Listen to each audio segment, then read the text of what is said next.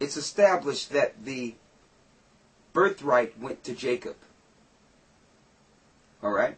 Now, I know some would think that Jacob is the bad guy here. He deceived him. He tricked him into getting the birthright when it didn't belong to him. All right? But when you read Genesis, it distinctly tells us that the prophecy of the birthright would go to Jacob. Don't forget, Rebekah was told the elder shall serve the younger. The older, or the elder, is Esau. He was meant to be a servant to Jacob, his younger brother.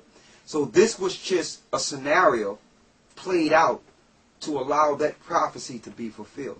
So, but in case you think that, because it is taught in Christian churches today, and I'm going to show you why later, why they teach that Jacob was a deceiver and he was wrong, and they call him the deceiver in churches. When in the New Testament, it tells us why the Most High set a scenario for Jacob to get the birthright. Go to Romans, the 9th chapter, and read. Let's start at the 11th verse. Romans 9 and 11. For the children. Start at the 10th verse. And you follow us. Read. Verse 10. And not only this, but when Rebekah also had conceived by one, even by our father Isaac, for the children being not yet born, neither having done any good or evil. It says the children being not yet born, neither having done any good or evil. So it was told to Rebekah before they were born. Before Jacob side pottage. Before Esau was in the field. It was said to her what? That the purpose of the Most High, according to election, might stand. That the purpose, according to election, might stand. The Most High elected Jacob before he was born to get the birthright and the blessing. So we can't look at the scenarios that allow that to happen and point to that and say that Jacob is wrong. Read. Not of works. Not of works. It's nothing they did, but what? But of him that calleth. But of him that calleth. It's the Most High that called Jacob to be the chosen. Read. It was said unto her, the elder shall serve the younger. It was said to Rebekah, the elder shall serve the younger. The pottage was just a scenario to allow that prophecy to come to pass. Read. As it is written. As it is written where? In the Bible. In the book of Malachi. What's written? Jacob have I loved, but Esau have I hated. Jacob have the Most High loved, but Esau have he hated. Okay? Now he loved Jacob because he gave his laws, statutes, and commandments to Jacob. In the Old Testament, Jacob is called the Most High's woman. Okay? He's a wife of the Most High. Why? Because these are the people the Most High will give his laws, statutes, and commandments to execute his power in the earth. To show the earth righteousness. He says, Esau have I hated because Esau was the reverse of Jacob.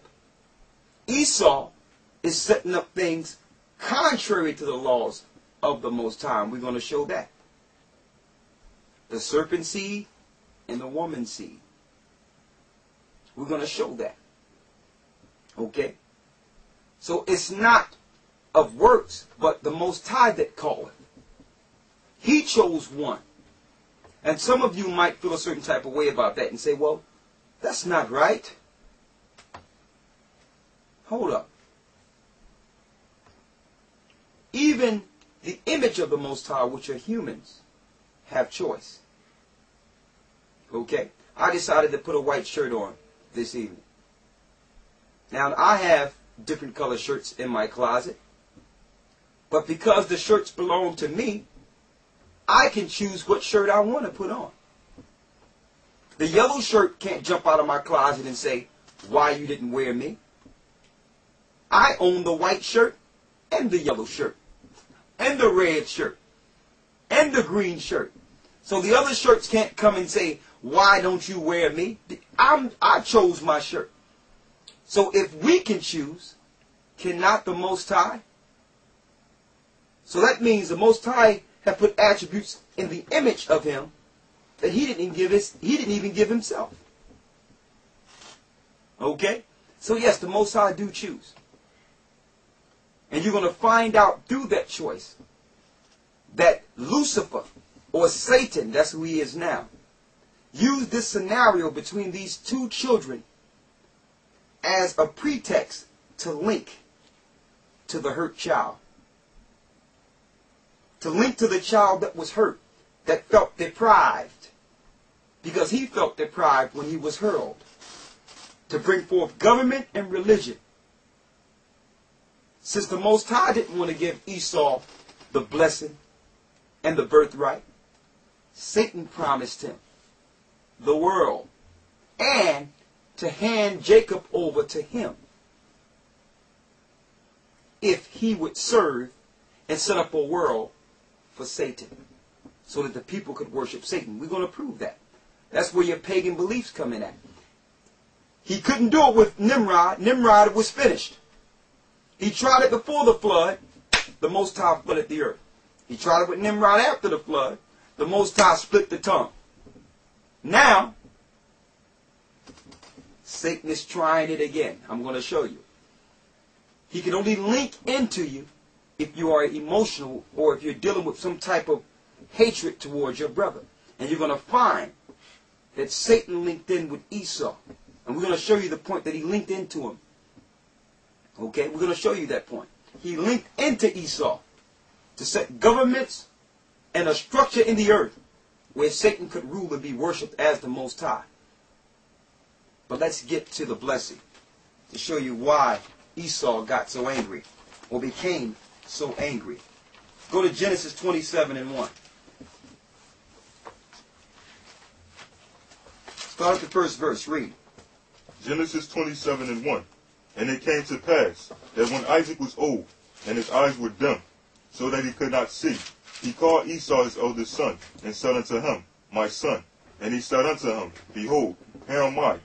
And he said, Behold now, I am old, I know not the day of my death.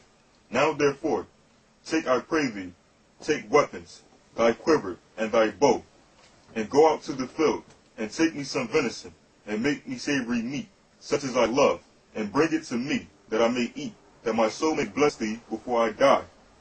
And Rebekah heard when Isaac spake to Esau his son. And Esau went to the field to hunt for venison, and to bring it. And Rebekah spake unto Jacob her son, saying, Behold, I heard thy father speak unto Esau thy brother, saying, Bring me venison, and make me savory meat, that I may eat, and bless thee before the Lord before my death. Now therefore, my son, obey my voice according to that which I command thee. Go now to the flock and fetch me from thence 2 good kids of the goats, and I will make them savory meat of thy father, such as he loveth. Now let's show this. Examine this for a second. All right. She overheard Isaac telling Esau to go make some meat. So Esau go to hunt. Right? She overhear this and go get Jacob and say, No, Jacob, I'm going to make this food for you just the way your father loved it. Right? Now just examine this for a second. Some of you might think she's wrong for doing this. But why is Rebekah doing this? Remember the children struggling in her womb? And she went and asked the Most High, why is this pain so hard? Why am I hurting like this? And the Most High says, 2 nations are in thy womb. There's a fight in your womb, woman. And the elder child shall serve the younger. They was fighting so much that even at the end, when it was time for her to deliver the baby, he had his hand on Esau's heel. They was fighting in the womb the whole time. And the Most High told her, listen, the elder shall serve the younger. Yes. So now, she's helping the prophecy be fulfilled. She cannot let Esau come back with that venison and get the blessing, knowing that the Most High gave her the information to know that that blessing belonged to her son Jacob.